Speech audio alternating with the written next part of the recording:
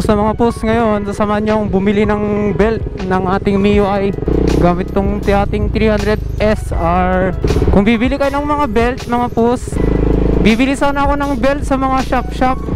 Pero nagtanong ako dun sa page ng MIUI, mas maganda daw na bumili dun sa mismong Yamaha branch.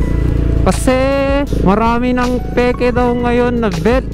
Simula sa Shopee, marami na daw peke kaya sa Shopee. Kaya punta tayo sa branch ng Yamaha, bibili tayo ng belt doon. Hindi pa naman ako naka-encounter ng peke na belt, pero syempre doon pa rin tayo sa original. Tingnan natin yung difference, kasi bumili ako ng belt dati doon lang sa may motor shop lang. Bili ko is 580. Siguro doon sa branch ng Yamaha is medyo mahal, ang alam ko.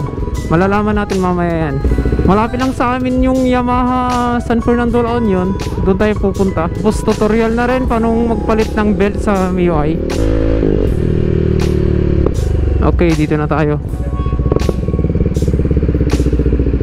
sa Yamaha. Magkano kaya ang belt nila dito?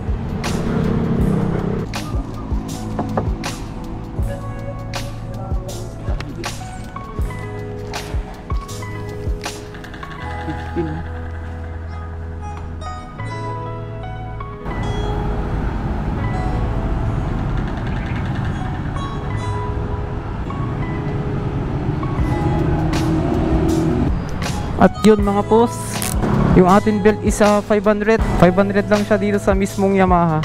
580 bili ko dun sa mga shop pero okay na. Okay, uwi na tayo mga post at ilalagay na din natin dun sa ating MIUI. Pwede na rin yun, 500 pesos. Wala naman sigurong peke sa Yamaha. Syempre legit mga yan. Marami akong nakitang ganyan. Meron pa yung nag-comment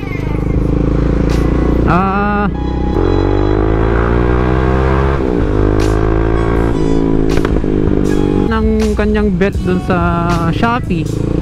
2 araw lang niya nagganon na, nagkaskas. Ano bang term yun? Nasira agad. Nagkaskas ang alam ko na bumili ng bago. Tuturuan ko kayo ngayon paano mag backlash quick tutorial paano magpalit ng fan belt ng ating MIUI.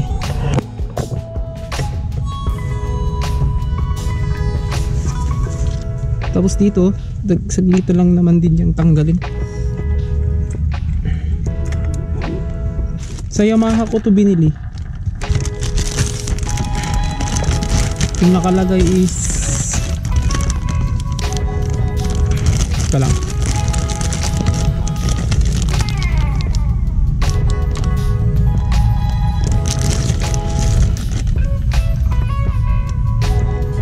Yung code niya is 2PH E764100.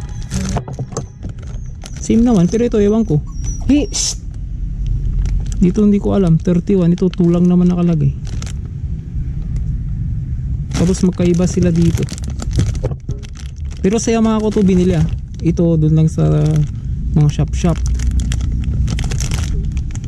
Magkaiba sila. Itong galing sa Yamaha Z31 ay ewan ko, paiba-iba naman. Okay, quick tutorial lang naman tayo kaya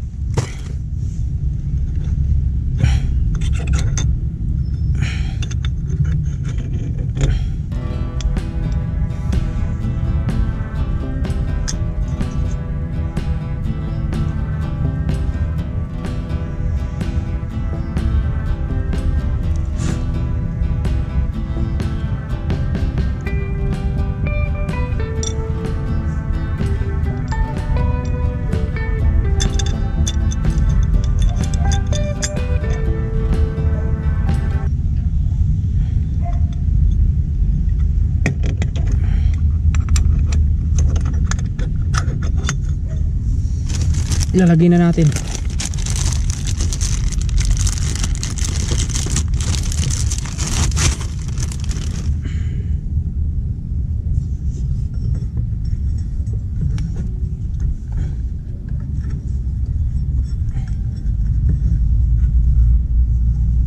Hindi ko nalalagyan muna ng spacer.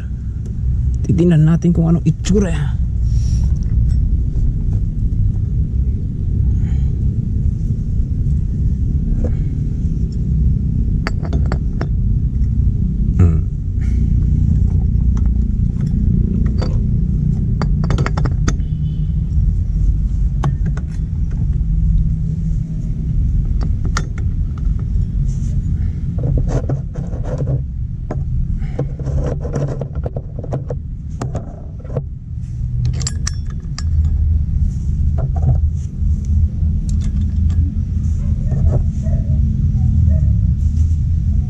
Check muna natin na walang magic spacer.